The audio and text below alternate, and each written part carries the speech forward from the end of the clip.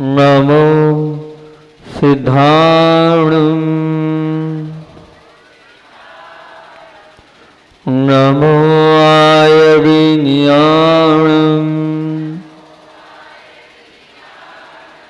नमो भुवज्जायाणं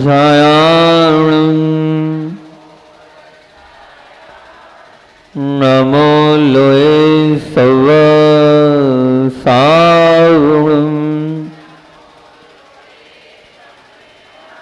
नमो अभिहन्ताणं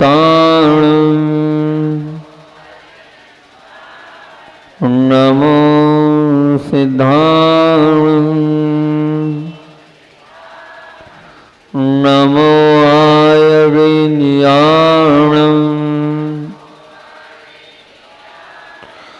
नमो भुवज्जायाणं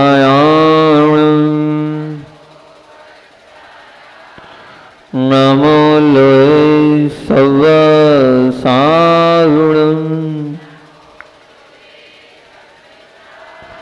नमो अरुहन्ताणं नमो सिद्धाणं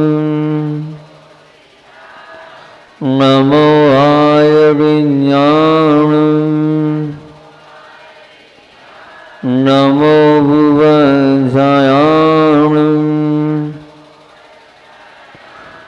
नमो लोये सवसावणं।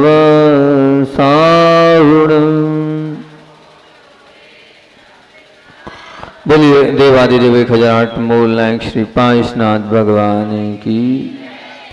परम उपकारी आचार्य भगवंत विद्यासागर जी महामुनिराज की जय। शिक्षा प्रदाता आचार्य भगवंत समय सागर जी महामुनिराज की जय। परम पूज मुनि श्री दुर्लभ सागर जी महामुनिराज की, मुनि संघ की जय। एक छोटी सी बालिका गांव से शहर की ओर पहुंची नहीं बल्कि जबरदस्ती ले जाई गई। छोटी सी बालिका है, गांव में रहने वाली है और शहर की ओर पहुंची है। और इसलिए पहुंची है कि जो माता पिता हैं उन माता पिताओं की आजकल इच्छा होती है कि बच्चों को गवर्नमेंट में पढ़ाना है। कहाँ पढ़ाना है? गवर्नमेंट में पढ़ाना है। इंग्लिश विद्यालय जो होते हैं उनको गवर्नमेंट बोलते हैं। अंग्रेजी माध्यम से जो विद्यालय चलते हैं उन्हें वहाँ पढ़ाना है। और इस भाव के साथ वो वहाँ पर बालिका जब पहुँचते ही जब पहले दिन वहाँ पर पहुँची, वहाँ का सब माहौल नया नया सा था।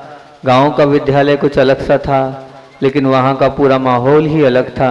वहाँ पहुँची और पता है एक होता है ना कि सबके बीच में हंसी, और कोई नया आता है तो क्या बोलते हो आप लोग, उसकी हुटिंग करते हो, है ना, वो सब होता है। लेकिन छोटे बच्चों में भी होता है। नई नई वो बच्ची दिखी और दिखने के बाद अब क्लासरूम में जब वो कक्षा में बैठने के बाद ही अब जो भी उनकी शिक्षिका महोदय थी वहाँ पहुँची, और पहुँचते ही शिक्षिका महोदय ने जो है एक बहुत अच्छा प्रश्न सब बच्चों के बीच में रख दिया। बोले बच्चों, आप लोगों को पता होगा 7 वंडर होते हैं। कितने वंडर होते हैं? 7 अजूबे, 7 अजूबे होते हैं। तो आप लोगों से मैं ये कहना चाहती हूँ कि आप भी अपने जीवन के 7 अजूबे लिखें। आपने क्या अपने जीवन में 7 अजूबे देखें? कौन आपको अच्छा, सब अपने हिसाब से लिख रहे थे। तो जो बालिका जो गांव से आई थी, छोटी सी थी, वो लिख नहीं पा रही थी, वो क्या लिखे? अब ये तो निश्चित बात है, आप लोग तो समझते हो गांव के बच्चे गंवार होते हैं, उन्हें कुछ आता ही नहीं है। क्या आता होगा उनको? कुछ नहीं आता होगा। तो वो शिक्षिका महोदय समझा रही, बेटा कुछ भी लिख दो, देखो अपने अपने हिसाब से लिख दो जो तुम्हें अच्छा लगता हो। वो 7 अजूबे सबको दुनिया को मालूम है, लेकिन तुमने क्या अजूबा देखा अपने जीवन में, है ना। अब वो छोटी सी बालिका क्या 7, 8, 9 साल 10 साल की बालिका क्या वो अजूबे लिखेगी? लेकिन फिर भी जब देखा आजू में बाजू में सब अजूबे लिख रहे हैं। कोई लिख रहा है सचिन तेंदुलकर अजूबा है, कोई लिख रहा है नरेंद्र मोदी अजूबा है, कोई लिख रहा है अमिताभ बच्चन अजूबा है। सब अपने अपने हिसाब से अपने अपने अजूबे लिख रहे थे। ये हमें वो चमत्कार कर दिया, ये एक अलग ही वास्तविकता रख रही है। तो अब जब उस बालिका से कहा गया, उस बालिका ने अपने अजूबे लिखने प्रारंभ किए, और वास्तविकता में वो अजूबे आपके बीच में रख रहा हूँ। वो छोटी सी बालिका, गांव की गंवार बालिका है ना, आप लोग समझो उसको क्या आता होगा, लेकिन क्या आता है, इन 7 अजूबों को आप मात्र सुनना मत इन अजूबों को सुन के निकाल मत देना।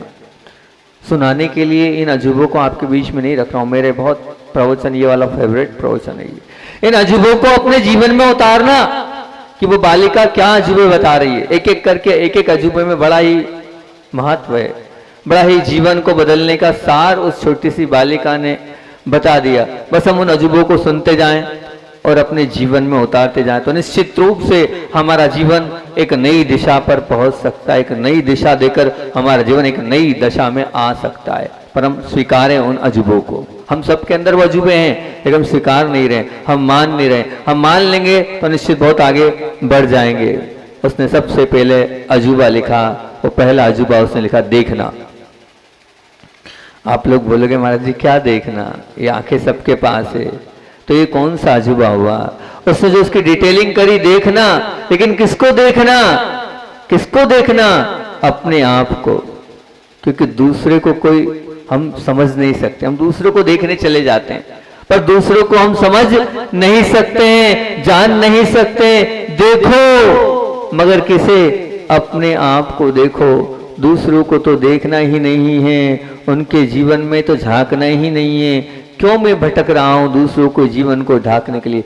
अदर मेरे कोर्स में है ही नहीं, मैं क्यों उलझ रहा हूं अदर में, मैं क्यों भटक रहा हूं अदर में। नहीं, मेरे जीवन को, मेरे कल को, मेरे आने वाले कल को, मेरे बीते हुए कल को मुझे देखना है। ये सबसे पहला वंडर है, ये मान के चलना। बस देखते चलो, ऑब्जर्व करते चलो अपने आप को।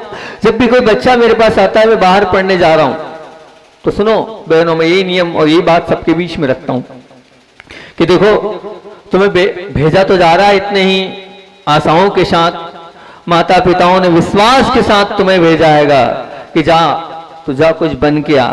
लेकिन बस एक इतना सा छोटा सा मैं उनको नियम देता हूं, और ये नियम हमेशा बताता हूं कि जा रहे हो बाहर, बहुत अच्छी बात है, लेकिन इतना करना कि रोज अपने आप को ऑब्जर्व करना, रोज अपने आप को देखना।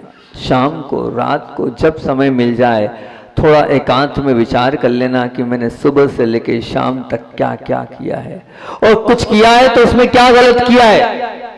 अगर कुछ गलत किया है तो उसको ऑब्जर्व करना, मैंने क्या गलत किया है। और गलत हो गया है तो उसमें यह ऑब्जर्व करना कि मैंने अगर गलत किया है तो उस गलत करने के माध्यम से मेरे पर, मेरे परिवार पर या मेरी समाज पर क्या दुष्प्रभाव पड़ेगा। बस इतना सा ऑब्जर्वेशन हो जाए, ये देखना अगर हमारे जीवन में चालू हो जाए। देख तो वो पशु भी रहें, देख तो वो त्रेंच भी रहें, लेकिन वो देखने की बात नहीं कर रहा हूं। आप भी मुझे देख रहे हैं, वो देखने की बात नहीं कर रहा हूं, आप भी भगवान को देख रहे हैं। उस देखने की बात उस बालिका ने नहीं लिखी। उसने क्या लिखी, देखना है, पर किसे, अपने आप को देखना है। जिसने अपने आप को देख लिया वो सच्चा और अच्छा इंसान बनने की ताकत अपने अंदर रखता है। बस ऑब्जर्व करें। जब मैं बात बताता हूं तो बच्चों की सिर्फ फीडबैक लेता हूं कि भैया हमने आपको नियम दिया था, क्या किया। तो एक बालिका ने बहुत अच्छा फीडबैक दिया। बोले महाराज इंदौर में पढ़ रही हो बालिका। बोले महाराज जी आप ये वाला आपने नियम दिया, सचमुच में बहुत अच्छा नियम है। मैंने जब अपने आप को ऑब्जर्व करना चालू किया तो अपने आप को बहुत सारी गलतियां मेरे अंदर पकड़ में ही। पहले उनको मैं गलती स्वीकारती ही नहीं थी, लेकिन बाद में मुझे लगा कि मैं कहाँ पर गलत हूँ। ये तो मेरे माध्यम से बहुत गलत हो रहा है, क्योंकि वास्तविकता में हम वो गलतियां समझ से दूसरा देख रहा है, पर मन से कितनी सारी गलतियां जाती है वो हम नहीं जान पाते। वो मन की गलतियां देखने में ऑब्जर्व होती थी। और सबसे बड़ी बात, मैं पहले रात को सोते वक्त देखती थी, लेकिन अब क्या, अब जब 2 घंटे 3 घंटे बाद, जैसे मैं सुबह 7 बजे से लेकर 11 बजे तक मैंने क्या किया, 2 मिनट में देख लेती हूँ मैं। वही 11 बजे से 3 बजे तक क्या किया। जब मुझे खाली समय, निवृत्ति काल मिलता, तब मैं अपने आप को ऑब्जर्व करती हूँ, अपने आप को देखती हूँ। सचमुच में महाराज जी देखते देखते मैंने अपने जीवन को बहुत अच्छा बढ़िया बना लिया है। बहुत सारे विकल्प संकल्प खत्म हुए। तो ये अजूबा है। अगर आपके जीवन में भी अगर ये अजूबा हो जाएगा तो निश्चित रूप से आप एक अजीब पर्सन और अजूब पर्सन बन जाएंगे। पर बंद करना पड़ेगा अजूबा देखना। किसको देखना, पर को नहीं, अदर को नहीं, स्वयं को देखना, सुनना। अरे महाराज सुनना क्या, कान तो सबके पास है, ये सुनने की बात कहाँ कर रहे हो आप? तो सुनने की बात कर रहे हो, कैसी बात कर रहे हो? तो अपने आप को, जो अपने अंतर मन की आवाज, उसको बाहर को नहीं, अपनी आवाज को सुनो। जब तक आप अपनी नहीं सुनोगे तब तक दूसरों की आवाज नहीं सुन पाओगे। ये दूसरा अजूबा है, सुनना। हमें सुनना है, पल प्रतिपल सुनना है। लेकिन कभी सुनने का समय निकाला आपने कि आपकी आत्मा क्या बोलती है? निश्चित अगर आप विचार करेंगे और एकांत में बैठेंगे तो आपके अंदर भी सुनने की वो आवाज अंदर से निकलेगी कि हमें ये करना चाहिए और हमें ये नहीं करना चाहिए। पूछो अपनी आत्मा से। तो हमें सुनना है, पर किसकी आवाज को सुनना है? अपने स्वयं की आवाज को सुनना है। अपने स्वयं के अंदर झांककर हमें देखना है। छोटी सी बालिका है, गांव की वो बालिका है, लेकिन देखो कितना अंदर तक का अध्यात्म परोस रही है कि देखना। मैं पूछूंगा बच्चों, सबसे पूछूंगा 7 अजूबे, ठीक है ना? और ये 7 अजूबे मैं पूछ तो रहा हूं, अगर लगता है तो आप भी अपनी तरफ से शेयर करना कि मेरे 7 अजूबे कौन से हैं, मैंने अपने जीवन में 7 अजूबे कौन से पाए हैं। तो पहला कौन सा है? देखना। और दूसरा कौन सा है? सुनना। असल में आया तो कुछ और बोलने था, मैं सच कह रहा हूं, क्योंकि एक बहन का प्रश्न था कि क्रोध बहुत आता है, क्रोध को शांत करने का उपाय बताना। पूरा मन सामायिक में पूरा चिंतन क्रोध पर किया और जो चीजें लिखी और नोट डाउन करी वो डायरी वहीं रह गई। तो यहाँ आने के बाद डायरी भी आ गई, पर मैंने कहा जरूर कुछ ना कुछ अंतराय आया है, जब वो नहीं है तो अपन को और कुछ सुना दो।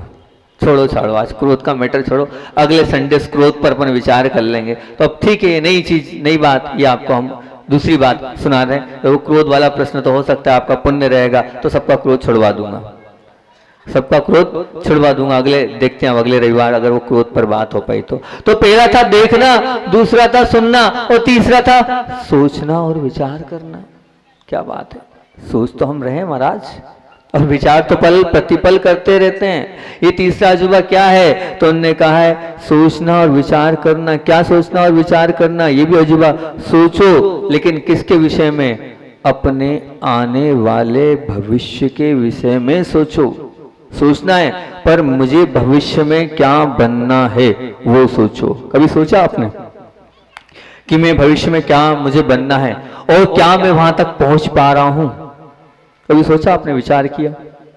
आचार्य श्री जी बार बार एक बात हमसे बोलते थे दीक्षा दिवस पर कि भैया, तो आचार्य श्री जी जो दीक्षा दिवस पे एक ही बात बोलते थे, बस वो बात याद रखना कि क्या सोचकर घर से निकले थे, क्या लक्ष्य तुम्हारा मोक्ष मार्ग पर था, उसको बस उसको रखना।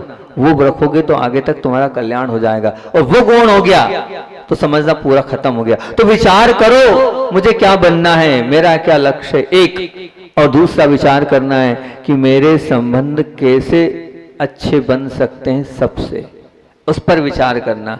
2 बातें बोल रहा हूं, विचार करो, सोचो, मगर किसके लिए? मेरे आपस में संबंध, मेरी धर्मपत्नी से, मेरी माँ से, मेरे पिता से, मेरे बच्चों से, मेरे साथ में रहने वाले ऑफिस में लोगों से, मेरे बॉस से, उन सबसे मेरे संबंध कैसे अच्छे बन सकते हैं, उस पर विचार करना, उस पर सोचना। तो निश्चित तौर से सोचना और वो विचार करना आपके जीवन को आगे बढ़ा देगा, आपके जीवन को अच्छा बना देगा। हम सोचते हैं, हम विचार तो कर रहे हैं, लेकिन क्या सोचना चाहिए, क्या विचार करना चाहिए वो नहीं सोच रहे। दिन भर हम क्या सोचते हैं, विचार करना कि ये वाली दुकान खरीद लूं, वो वाला मकान खरीद लूं, ये बना लूं, ये कर लूं, वो कर लूं। लेकिन नहीं, आपको क्या सोचना है, मेरा कल क्या होगा, कल की क्या मैंने तैयारी करी है, कल का जहां जाना है उसकी तैयारी विचार करना। मैं आपसे एक बात बोलता हूं, शिखर जी जाना है आपको, तो शिखर जी जाना है, शिखर जी का आप कितना विचार करते हो?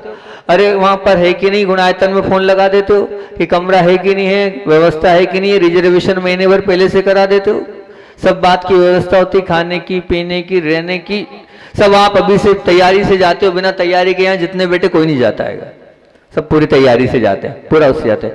जब इतनी सी इसी जगह यहाँ जाना है, पास में जाना है, 2000 किलोमीटर जाना है और इतना आप सब कुछ करके जाते हो, लेकिन अगले भव कहाँ जाओगे, उसकी क्या तैयारी करी आपने, उस पर विचार तो करना। आने वाला भव क्या मिलेगा मुझे, उस पर विचार करना, सोचना, झांक कर देखना कि मुझे अगले भाव में कहां जाना है, आप क्या कर रहे हो और उस करने के माध्यम से कहां जाओगे, इस पर इसका ब्यौरा निकालना, इसको सोचना, इसको विचार करना कि मैं क्या कर रहा हूं और इस क्या करने के माध्यम से मैं कहां जाऊंगा, तो अपनी आंखें खुल जाएगी आपकी कि मैं क्या कर रहा हूं और मुझे कहां जाना है। ये भी निश्चित रूप से मान के चलना, ये अजूबा है। चौथा, पहला कौन सा है, दूसरा कौन सा है और तीसरा कौन सा है, विचार करना और सोचना। चौथा अजूबा महसूस करना, चौथा अजूबा महसूस करना। महसूस करना किसको, किसको महसूस करना, दूसरों के दुखों को महसूस करना, दूसरों की पीड़ाओं को महसूस करना, दूसरों के कष्टों को महसूस करना और दूसरों की भावनाओं को महसूस करना और फिर अपने अंदर कल्याण की भावनाओं को महसूस करना कि उनको देखकर मेरे अंदर क्या हो रहा है, कुछ हो रहा है कि नहीं हो रहा है। आचार्य भगवान का ये हाइको बहुत अच्छा लगता है। पर की पीड़ा, क्या हाइको है, पर की पीड़ा अपनी करुणा की परीक्षा लेती, पर की पीड़ा अपनी करुणा की परीक्षा। एक बार इस हाइको के चक्कर में, हालांकि 2-3 बार सुना चुका हूं, फिर भी यहाँ बासा वाले पूरे नए लोग हैं, एक बार मैं उलझ गया, एक बार इस हाइको के चक्कर में मैं उलझ गया, सच बता रहा हूं। कैसे उलझ गया, हुआ ये कि आचार्य भगवान के साथ ही हमेशा रात्रि विश्राम रहा है और अधिकतर उन्हीं के साथ पूरा शुरू का काल रहा है, तो एक अलग ही गुरुदेव से राग था। गुरुदेव से राग ऐसा था, 1 मिनट छोड़ने की इच्छा गुरुदेव को नहीं होती थी। इतना ज्यादा अंतरंग से मोह कह लो, राग कह लो, जो कहना हो सो कह लो, समर्पण कह लो, भक्ति कह लो, आस्था कह लो, आदर भाव कह लो, जो कह लो सो कह लो, तो था। अब हुआ ये कि अमरकंटक से बिहार हुआ और बिहार होते वक्त क्या डिंडोरी तरफ आ रहे थे हम, और एक गांव में जो है हम आगे थे डिंडोरी के पहले, डिंडोरी के पहले, तो वहां हम आ रहे थे और हुआ ये कि हम 2-3 महाराज चलते, वीर सागर जी, प्रणम्य सागर जी और मैं, तीनों के तीनों चल रहे थे और तीनों के तीनों चल रहे थे। उसी बीच ब्रह्मचारी अजय भैया, निस्वार्थ सागर जी, वो आए और आते ही, वो जब आते ही उन्होंने एक खबर, मतलब आए और उन्होंने एक बात बताई, बोले पीछे जो है 2 महाराज बहुत अस्वस्थ हैं, उनको उल्टी दस्त बहुत लग रहे हैं, उसमें से एक अरहा सागर जी हैं और एक विराट सागर जी हैं, दोनों हैं। तो बोले एक महाराज और है उनके पास अभी चल, वो बोलते हुए आगे, हमने हाँ ठीक, उन्होंने हमसे कहा, बोले आप चलो, आप थोड़ा ट्रीटमेंट कर लोगे, एक्यूप्रेशर एक्यूपंचर सब जानते हो, आयुर्वेद जानते हो, आप चलो। तो मैंने कहा नहीं, अच्छा शिपा जाओ, सब आशीर्वाद दे देंगे, ठीक हो जाएगा। हमने इतनी बात बोली, हमने कहा नहीं। अब आगे गए, आगे पहुंचते ही वहां पर जो है पहुंचने के बाद निस्वार्थ सागर ने अचश्य को बताया, उनने कहा कौन कौन पीछे है, तो उनने 3 नाम ले दिए, हमारे तीनों के नाम ले दिए। अब तीनों के नाम ले दिए और वो आने के बाद उन्होंने सीधे बोले अचश्य ने कहा जहां हो वहीं रुक जाओ, पीछे मुड़ो, उन दोनों महाराजों के साथ आपको रहना है। तो अब उन्होंने कहा चलो महाराज। अब जैसे उन्होंने मुझसे बोला चलो, तो मैंने एक ही बात बोली, भैया आप जाओ। तो अच्छा बोला होगा, अच्छा इसने मेरे से तो डायरेक्ट नहीं बोला ना, मैं नहीं छोड़ सकता गुरुजी को, आप सब जाओ। क्या भरोसा कब जाएंगे, कितने दिन के अलग हो जाएं। मैंने कहा हमारी हिम्मत नहीं, आप जाओ। प्रणम सागर जी ने समझाया, वीर सागर जी ने तो बहुत समझाया 5 मिनट तक, भैया मान जा यार, हमारे बस का कुछ नहीं है, हमें आती नहीं भैया वृत्ति करना, तेरा मैटर तेरा केस है, और अच्छा तेरे लिए ही बोला, मैं तो नहीं जाऊंगा चाहे कुछ भी हो जाए। बस अब वो पीछे चले गए 2 महाराज, मैं आगे बढ़ गया अकेले, ब्रह्मचारी अकेले थे तो उनके साथ वो हो गए, मैं अकेला आगे बढ़ता चला गया। अब बार बार भी गुरुजी का हाइको मेरे कान में गूंज रहा है, पर की पीड़ा अपनी करुणा की परीक्षा लेती। आगे बढ़ूं और वो हाइको घूमे कान में, आगे बढ़ूं और वो हाइको घूमे कान में, मैं वहीं रुक गया। मैंने क्या करना है समझ में, एक पेड़ के नीचे बैठ गया।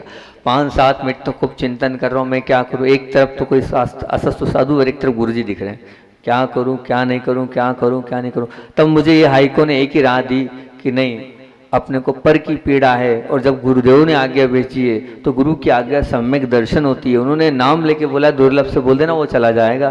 तो मैंने कहा फिर अपने को चलना चाहिए, वो हो सकता है नाराज हो जाए, जो भी हो। सबसे बड़ी बात तो गुरुदेव ने हाई को लिखा है, तो अपन गुरुदेव की बात को नहीं स्वीकार कर रहे हैं। अब मैं 2 किलोमीटर आगे आ गया था, ठीक है ना, वो गाँव और 3-5 किलोमीटर हो गए थे। अब अकेला 5 किलोमीटर वापस पहुंचा और पहुंचते हैं प्रणम्य सागर जी महाराज भीड़ से, क्यों तू कैसे आ गया? मैंने कहा क्या करूं, मैं नहीं आया हूं, वो गुरुदेव का वो जो हाइको है ना वो लेके आ गया, पर की पीड़ा अपनी करुणा की परीक्षा लेती। तो ध्यान रखना, महसूस करना है, क्या महसूस करना है? अपने स्वयं के दुखों को नहीं, दूसरों के दुखों को महसूस करना है, दूसरों की भावनाओं को महसूस करना है। आप दूसरों की भावनाओं को महसूस करने लग जाएंगे कि सामने वाला क्या चाहता है, तो आप निश्चित मान के चलना आप सुखी हो जाओगे। हम तो अपनी भावनाओं को महसूस करते हैं, दूसरा क्या चाहता है वो भावनाएं हमारे अंदर नहीं आ पा रही, वो आ जाए बस समझना हमारा सब कुछ होता चला जाएगा, हमारा भला भी हो जाएगा, हमारा कल्याण भी हो जाएगा। तो महसूस करना है, पर क्या महसूस दूसरों के दुखों को महसूस करना है और दूसरों की क्या तकलीफ को महसूस करना है और अपने स्वयं के अंदर की भावनाओं को महसूस करना है कि सामने वाले का सिर दर्द कर रहा है तो मेरे मन में क्या पीड़ा हो रही है, तो महसूस करना होगा। पांचवा, सब लोग याद कर रहे हैं ना, बता दोगे ना बाद में प्रवचन के बाद पक्का? तो पांचवा है हंसना। अरे महाराज हंसना ये भी कोई अजूबा है? बिल्कुल ये भी अजूबा है। कैसे अजूबा है? जी हाँ, आप प्रसन्न हैं, आप खुश हैं, क्योंकि खुश तो हैं लेकिन वो हंसना भी है, क्योंकि जो हंसता है, जो प्रसन्न रहता है, वो समझ लेना वो अजूबा है। आज 90% लोग प्रसन्न नहीं रहते, 90% लोगों के नहीं, मैं तो 99 कह दूंगा, उनके चेहरे पर मुस्कुराहट नहीं होती है। उनके चेहरे, हमारे गुरुदेव को देखा कैसे थे, हर पल हर क्षण उनके चेहरे पर प्रभु की जैसी वो मुस्कुराहट बनी रहती थी। बस वो मुस्कुराहट चाहिए, जिसके पास वो मुस्कुराहट है वो अजूबा है। वो क्या है? वो अजूबा है, बहुत बड़ा अपने आप में मान के चलना वो चमत्कार है। कैसी भी परिस्थिति आ जाए, कितनी भी तकलीफ आ जाए, कितनी भी प्रतिकूलता आ जाए, लेकिन चेहरे की प्रसन्नता को, अंदर की प्रशस्तता को समाप्त मत होने देना। जो अपनी प्रशस्तता को समाप्त नहीं होने देता है, जो अपने मन को खराब नहीं करता है, ये मान के चलना वो जो व्यक्तित्व है वो उसके जीवन का सबसे बड़ा अजूबा है, वो सबसे बड़ा अजूबा है। हम छोटी छोटी बात को लेकर अपने मन को खराब कर लेते हैं, खेद खिन्न कर लेते हैं। जरा सी प्रतिकूलता नहीं हुई कि हम बोलने लग जाते कि ये ऐसा, ये वैसा, ये वैसा, और मन जो है वो नहीं, मैं खुद भी ऐसा ही हूँ, ऐसा नहीं कि मैं खुद हमेशा प्रसन्न रहता हूँ, मैं छोटी छोटी बात को लेकर हो जाता हूँ। लेकिन नहीं, अगर वास्तविकता में अपने जीवन में अजूबा आ जाएगा तो हमारा जीवन बहुत अच्छा और बहुत महान बन जाएगा। तो वो है हंसना। क्या है? हंसना, वो हंसना। छठवा है स्पर्श। छठवा अजूबा क्या है? स्पर्श। छठवा अजूबा मतलब क्या महाराज? स्पर्श से तात्पर्य क्या है? बिल्कुल स्पर्श करना है। स्पर्श करने की क्षमता हम सबके पास है, हम आप सबके पास है, लेकिन वो स्पर्श, जिस स्पर्श, वो स्पर्श कैसा स्पर्श? वो वात्सल्यमय स्पर्श, वो पवित्र परिणामों वाला स्पर्श, वो जादूमय स्पर्श कि सामने वालों को आप स्पर्श कर दो तो सामने वाले की पीड़ा, कष्ट सब दूर हो जाए। वो आपके स्पर्श के लिए तरसे, वो कहलाता है स्पर्श, वो कहलाता है स्पर्श। हम आचार्य भगवान सबसे, मुझसे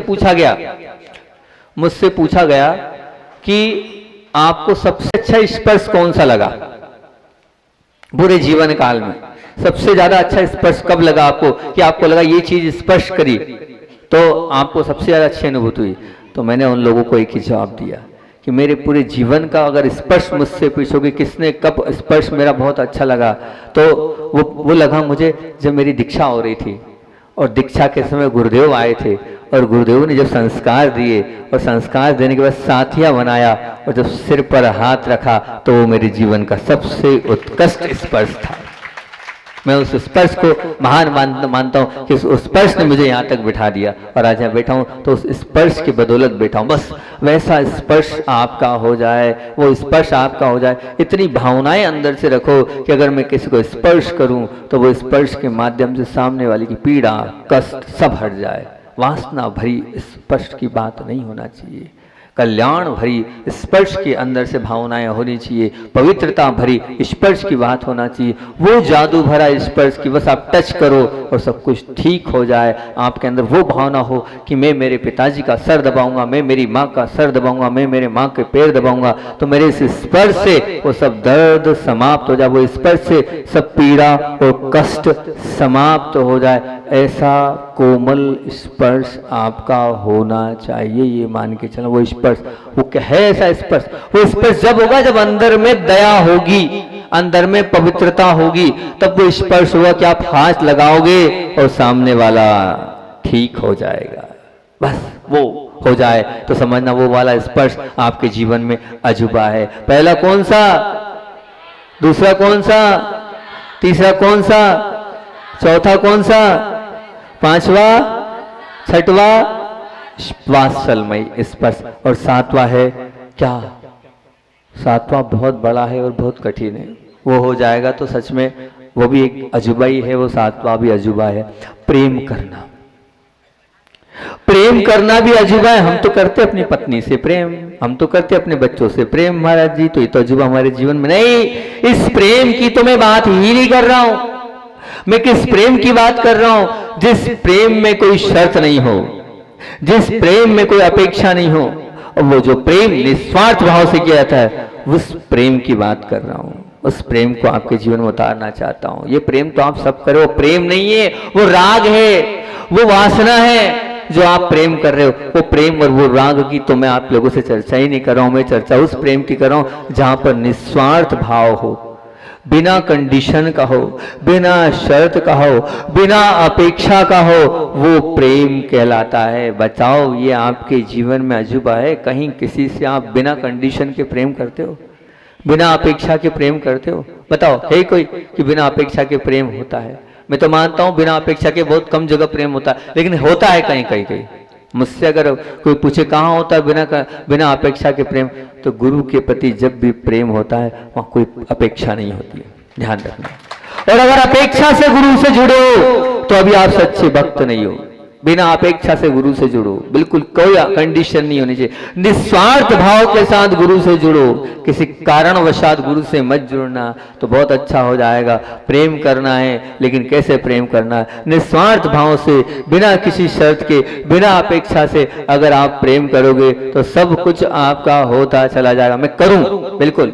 जब वो पारिवारिक प्रवचन श्रृंखला चल रही थी तो उसमें मैंने यही बात बोली थी प्रवचन में कि आप करो, क्या करो, नहीं मैंने यहाँ पर ही बोली थी पहले प्रवचन में जब यहाँ पर किया था कि उस दिन चतुर्मास स्थापना वाले दिन, क्या सेवा को कर्तव्य बना लो, और क्या भाव से कि मुझे सेवा करना पर रिटर्न कुछ नहीं चाहिए। सेवा तो करूंगा पर उसमें रिटर्न का कोई मामला नहीं कि मैं मेरे बच्चों को पढ़ा रहा हूं तो मेरे बच्चे सेवा करें, नहीं, मैं मेरे कर्तव्य का पालन कर रहा हूं तो बस फिर कोई टेंशन नहीं होगा। लेकिन होता ये है कि हम सेवा पति की कर रहे हैं, हम सेवा सासू की कर रहे हैं, तो हमारे अंदर ये रहता हुआ मैंने करी है तो ये रिटर्न नहीं। जो आप सेवा कर रहे हो उसमें रिटर्न का कोई मामला नहीं होना चाहिए। वो आपकी सेवा सेवा कहलाएगी, नहीं तो वैयावृत्ति नहीं कहलाएगी। वही चीज वैयावृत्ति हो जाएगी, वही चीज पुण्यबंध का कारण हो जाएगा। और वहीं अगर अपेक्षा लग गई तो ध्यान रखना वो अपने आप कर्म बंधते चले जाएंगे। तो सेवा करना है, कौन सी? निस्वार्थ भाव से सेवा करना है, बिना किसी शर्त के सेवा करना है, बिना किसी भी बात की आपको सेवा अगर करते चलोगे तो निश्चित रूप से ये अजूबे हैं। मैं तो चाहता हूँ आप लोगों को, वैसे मैं लिखवाता बहुत हूँ, चतुर्मास में अभी बहुत सारी चीजें लिखवाऊंगा। जैसे अभी हाल लिखवाया क्या है मैंने आपसे, अपनी अपनी जिम्मेदारियों को लिख के लाओ। अब मैं ये बोलूंगा आप अपने जीवन के साथ अजूबे लिख के लाना, फिर और आगे बोलूंगा चिंता नहीं करना, पेन कॉपी कागज रख लेना। एक पेन और एक कॉपी तो खराब आपकी खत्म कर ही दूंगा मैं, लिखवा कर आपसे। तो 7 अजूबे, अगर आपको लगता है इसमें शर्त नहीं रख रहा हूं कोई बात नहीं, लेकिन हाँ जिम्मेदारी और कर्तव्य उसमें तो शर्त है। एक और कंडीशन अभी बाद में रखूंगा, वो भी जरूर चाहिए मेरे को सबसे, है ना। अभी जितने लोगों के नाम आए मैं तो मानता हूँ वही मेरे सच्चे और अच्छे और पक्के क्या कहलाए, जुड़े हुए मुझसे, नहीं तो बाकी तो सब दिखावा है और छलावा है। बाकी जितने लोग हैं सब दिखावा कर रहे हैं और छलावा कर रहे हैं, ठीक। तो 7वां अजूबा क्या? प्रेम करना। फिर से रिपीट कर रहा हूं, क्या? देखना, सुनना, सोचना, महसूस करना, हंसना और स्पर्श, और फिर प्रेम करना। ये 7 अजूबे उस छोटी सी बालिका ने लिखे। एक 2 जगत होते हैं, एक बाह्य जगत और अंतर जगत। ये 7 अजूबे तो उस बालिका के बताए। मैं 7 अजूबे और बताता हूं जो बाह्य जगत और अंतर जगत के 7 अजूबे। सबसे पहला ज्ञान का किला। सबसे पहला अजूबा ज्ञान का किला। आपके पास ज्ञान है तो ये मान के चलना वो अजूबा है, क्योंकि सब मिलता है सबके पास पर सच्चा ज्ञान नहीं मिलता। ये ज्ञान का किला है तो आप सब कुछ है। दूसरा पवित्रता का महल, उस बालिका ने तो जो बताया सो बता दिए, वो तो बीच में रख दिए, लेकिन और आपके बीच में रखना। दूसरा है पवित्रता का महल। अगर आपके पास पवित्रता है तो ये मान, क्योंकि मैंने उससे जोड़ा है, आप लोगों के साथ जो है ना, उससे इसको जोड़कर आप लोगों के बीच में रख रहा हूं। मैंने ज्ञान का किला माना है और आप लोग वो ताजमहल को मानते हो अजूबा। मैं बोल रहा हूं पवित्रता का महल। अगर आपके पास पवित्रता का महल है वो अजूबा है। तीसरा मैं बोल रहा हूं काय का, तो तीसरा बोल रहा हूं शांति का टावर। क्या बोल रहा हूं? वो टावर कोई बताता है टावर अजूबा है। मैं बोल रहा हूं आपके पास शांति है तो वो बहुत बड़ा टावर है। आप सब कुछ जीवन में आगे बढ़ते चले जाओगे। उस शांति का टावर आपके जीवन में होना चाहिए। चौथा, वो मूर्ति सुना है? कोई सी मूर्ति हैगी एक अजूबे में, है ना? हाँ, वो हमारी उसने क्या नाम, उसने बताई दिया, ऐसी मूर्ति है, खड़ी हुई मूर्ति है। तो वो मूर्ति, तो उसको जोड़ा सुख की मूर्ति। काय की मूर्ति? अगर आपके पास सुख की मूर्ति है तो ये भी एक अजूबा है। और एक फाउंटेन है, सुना है ना? तो मैंने उसको जोड़ा आनंद का फाउंटेन। काय का फाउंटेन? आनंद का फाउंटेन। और फिर उसके बाद एक मंदिर है, तो मैंने उसको जोड़ा प्रेम का मंदिर। प्रेम का मंदिर। और फिर सातवां है शक्ति का पुंज। ये 7 अजूबे ये बाह्य जगत को बताने वाले हैं और अंतरंग जगत के अजूबे और आपके बीच में रख रहा हूं। ये बाह्य जगत की बात है, लेकिन यहाँ पर दीदी लोग बैठी हैं, क्योंकि अब आप लोगों के लिए बोल दिया प्रवचन, तो अब वो दीदी लोग जो त्यागी व्रती लोग बैठे हैं उनके लिए भी तो कुछ सुना दूं, क्योंकि कुछ अच्छे और ऊंचे लोग भी बैठे हैं। अब उन ऊंचे लोगों के लिए भी तो कुछ ना कुछ नाश्ता दे दूं, नहीं तो फिर ऐसे ही प्रवचन हो जाएगा। तो कुछ उनके लिए जो कुछ सजोया है, जो कुछ बनाया है, वो 7 अजूबे उनके लिए भी। ये थे बाह्य जगत के 7 अजूबे। अब अंतरंग जगत के अगर 7 अजूबे बोलता हूं तो वास्तविकता में हम मोक्ष मार्गियों के जीवन में अगर ये 7 अजूबे आ जाएंगे तो ये निश्चित मान के चलना हमारा जीवन बहुत जल्दी भगवान बनने के स्थान पर आ जाएगा। हम भी बहुत जल्दी भगवान बन सकते हैं। सबसे पहला अजूबा मौन रहना। हे मोक्ष मार्गियों, जितना मौन रह सकते हो, जब मौन रहोगे तभी आप अपने आप तक पहुंच पाओगे। अपने आप तक पहुंचना है तो जीवन का अजूबा होता है, क्योंकि हम सब कर सकते हैं लेकिन मौन नहीं रह पाते हैं। मौन रहो आप, जितना कम बोलोगे उतना अच्छा है। अच्छा, ईश्वर को देखो कितने कम शब्दों में अपनी बात रखते थे। ये पहला अजूबा है। दूसरा अजूबा एकांत में रहना। आप जितना एकांत बनाओगे उतना अपने आप तक आओगे। ये सब मोक्ष मार्गियों के लिए बोल रहा हूं, मैं आप लोगों के लिए नहीं बोल रहा हूं, चिंता नहीं करना। इतनी देर आपके लिए था, उधर मेरा ऑडियंस उधर भी बैठे, उनके लिए बोल रहा हूं। दूसरा दीदी, एकांत में रहना। आप जितना एकांत बनाओगे अपने आप में तो पहुंच पाओगे, एकांत नहीं तो जीवन में आप अपने आप में नहीं आ पाओगे। तीसरा कर्मेंद्री जीत। बिल्कुल ये मान के चलना। क्या एकांत में आप, तीसरा बोल रहा हूं कर्मेंद्री जीत। कर्मेंद्री जीत मतलब ये भी आत्मा की बहुत पावरफुल स्टेज है। अर्थात इंद्रियों को जीतना, 5 इंद्रियों को जीतना। थोड़ा थोड़ा रोज जीतो, पर इंद्रियों की गुलामी से बचो और जितेंद्री बनो। इंद्रियों की गुलामी से बचो और जितेंद्री बनो। भले थोड़ा थोड़ा जीतो, लेकिन निश्चित रूप से आपको जीतना है। जब आप कर्मेंद्री जीत बन पाओगे, ये अजूबा है। मोक्ष मार्ग में ये होना चाहिए, निश्चित मान के चलना। चौथा, मेरी आत्मा निराधार हूं। मैं कैसी हूं?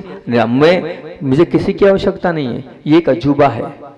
मुझे किसी की आवश्यकता नहीं है। मुझे बाजू में जो बैठी दीदी है उसकी भी आवश्यकता नहीं है। इस संसार में कोई मेरा नहीं है, बस मेरी आत्मा है।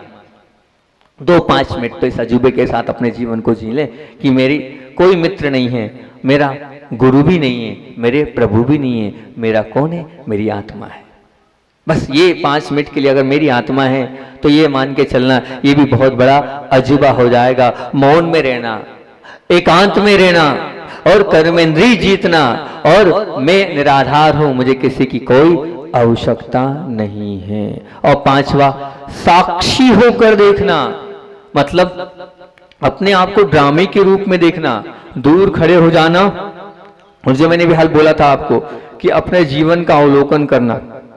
गृहस्थों से ज्यादा मोक्ष मार्गी को अपने जीवन का अवलोकन करना चाहिए कि मैं कहाँ हूं, क्योंकि इनका तो कोई लक्ष्य ही नहीं है, लेकिन हम सबका तो लक्ष्य है। तो हम सबको उस लक्ष्य पे पहुंच पा रहे कि नहीं पहुंच पा रहे हैं, उस पर हमें जरूर ध्यान देना चाहिए। एक वो अवलोकन हमारे जीवन का होना चाहिए। उसको मैंने नाम दिया साक्षी भाव पूर्वक देखना। साक्ष्य कौन है? हमारी आत्मा है, हमारे परिणाम है। हम अपने परिणामों को जाके कि हम किस प्रकार से कर रहे हैं, क्या परिणाम चल रहे हैं, उन परिणामों को टटोलना। और छठवा, परमात्मा से मात्र प्रेम करना, परमात्मा को देखना। और सब कुछ कोई है तो वो परमात्मा है, परमात्मा के बिना कुछ भी नहीं है। आत्मा तो है ही, लेकिन वो परमात्मा भी सब कुछ है। पूरा समर्पण परमात्मा के लिए समर्पित कर देना। और सातवां, निर्भयता। इससे बहुत सुंदर प्रवचन हो सकता है, लेकिन समय अभी हमारे पास कम है, इसलिए 1-2-1.5 मिनट में इसको पूरा करना है। और सातवां, निर्भयता। सातवां, निर्भयता। क्या निर्भयता? ये निर्भयता बनाए रखना चाहिए मोक्ष मार्गी को। क्या? मेरा कोई तो है नहीं, मुझे कोई डर नहीं है, मैं शक्तिशाली आत्मा हूँ। आज अभी इसी समय भी अगर मरण हो तो मैंने सबको क्षमा किया, मैं सबसे क्षमा मांगता हूँ, मैं सबसे क्षमा करता हूँ, ये भाव रहे। और निर्भय रहना, किसी से नहीं डरना। डरना है तो पाप करने से डरना है, बाकी किसी से मुझे कोई डर नहीं, कोई भय नहीं, कोई आकुलता नहीं, कोई व्याकुलता नहीं। मैं हुई नहीं आकुल व्याकुल आत्मा, तो हुई नहीं, मैं तो निर्भय आत्मा हूँ। तो ये निर्भय आत्मा आप बन जाओगे तो बहुत अच्छा रहेगा। मौन रहना, एकांत में रहना, मैं निराधार हूँ, कर्मेंद्रीय जीत, साक्षी होकर देखना और प्रेम करना, परमात्मा से प्रेम करना। तू ही सब कुछ है, तेरे अलावा और कुछ नहीं। और निर्भयता, ये हो गए आध्यात्मिक दृष्टि से और बाह्य दृष्टि से ज्ञान का किला, पवित्रता का महल और शांति का क्या टावर, स्तंभ, सुख की मूर्ति, आनंद का फाउंटेन और प्रेम का मंदिर और शक्ति का पुंज। और बच्चों के लिए तो साथ बताई दी हमने, क्या? देखना, सुनना, सोचना और महसूस करना, हंसना और स्पर्श और प्रेम करना। याद रखना इनको। आचार्य भगवान की बात को भूलकर मैं अपनी बात को विराम देता हूँ, समय अपना अधिक हो गया है। कि आचार्य भगवान ऐसे चमत्कारी हैं कि पूरी दुनिया तो नतमस्तक है, लेकिन देवी देवता भी उनके चरणों में झुकते हैं। बर्रो वाले बाबा के यहाँ एक निशंक सागर जी महाराज जी छत पर उन्होंने मुंह हाथ धो लिए। मुंह हाथ जैसे धोते हुआ ये कि एक ऐसा अदृश्य शक्ति उनका गला दबाने लगी। निशंक सागर जी महाराज जी अलग जी चिल्लाने लगे, छोड़ो छोड़ो छोड़ो। उन्होंने सबको याद कर लिया, पर नहीं। फिर उसके बाद उन्होंने जो बात बताई, ये उन्होंने फिर उस एक आवाज आई और उन्होंने कहा, आचार्य विद्यासागर के शिष्य हो इसलिए छोड़ रहा हूँ, आज के बाद मंदिर के ऊपर ऐसी गलती मत करना। विचार करना, गुरुदेव का प्रताप कितना, उनकी सील जहाँ लग जाती है तो देवी देवता भी अपने आप सब छोड़ देते कि आप इनके शिष्य हो, आप उनके शिष्य हो। हमें गर्व होना चाहिए कि हम आचार्य विद्यासागर जी महामुनि राज के शिष्य। बोले आचार्य वन विद्यासागर जी महामुनि राज की।